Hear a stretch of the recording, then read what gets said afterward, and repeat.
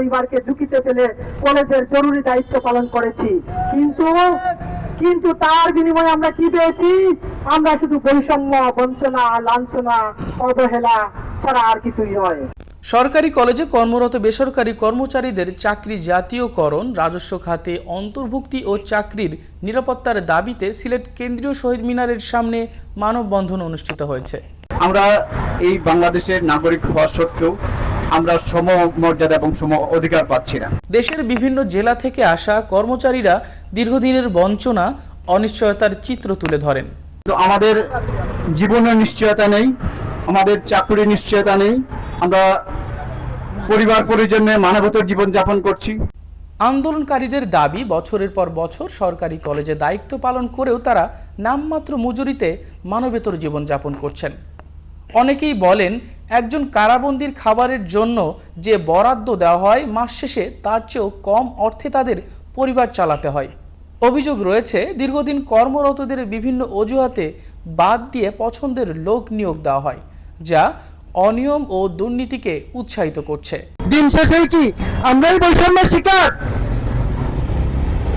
আমরা এখন কোথায় যাব? আমরা তো বিলাসী জীবন যাপন চাইছি না, দুমুঠো দুবেলা ডাল ভাত খেয়ে বাঁচতে চাই। খুব শীঘ্রই আমাদের যাবে যৌক্তিক বিবেচনা করে আমাদের চাকরি রাজস্ব খাতে স্থানান্তর করে মাথা গুছা ঠাই করে দেন। মানববন্ধনে সংহতি জানান এমসি কলেজ সহ বিভিন্ন শিক্ষা প্রতিষ্ঠানের শিক্ষার্থীরাও। এছাড়াও রাজনৈতিক নেতৃবৃন্দ আন্দোলনকারীদের দাবিকে যৌক্তিক উল্লেখ করে বিষয়টি ইতিবাচকভাবে বিবেচনার আশ্বাস দেন। সরকারের বয়স হয়েছে মাত্র 4.5 মাস। আপনাদের দাবি দেওয়া দীর্ঘ 18 বৎসর, 17 বৎসর পূরণ হয়নি। যেহেতু আপনারা দাবি দেওয়া করেছেন, নিশ্চয়ই সরকার আপনাদের এই দাবি দেওয়ার ব্যাপারে সরকারের সংশ্লিষ্ট বিভাগ নিশ্চয়ই কাজ করছে। অবশ্যই দাবি দেওয়া থাকবে। দাবি দেওয়া যে দেশে 20 কোটি জনগণ 56,000 বর্গ মাইলের মধ্যে, সেই দেশে অবশ্যই দাবি দেওয়া থাকবে, কিন্তু এই দাবি দেওয়া পূরণের জন্য আপনাদেরকে সময় দিতে হবে।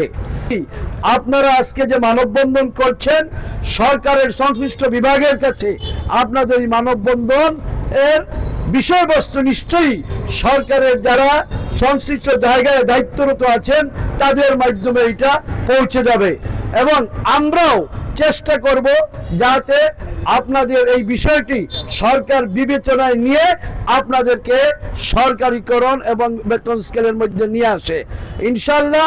আন্দোলনকারীরা জানান, এর আগেও তারা মানববন্ধন সহ বিভিন্ন কর্মসূচির মাধ্যমে দাবি জানিয়েছেন। দ্রুত রাজস্ব খাতে অন্তর্ভুক্তি সহ দাবিগুলো বাস্তবায়ন না হলে আরও কঠোর আন্দোলনের হুঁশিয়ারি দেন আন্দোলনকারীরা। News desk, the Sylhet TV.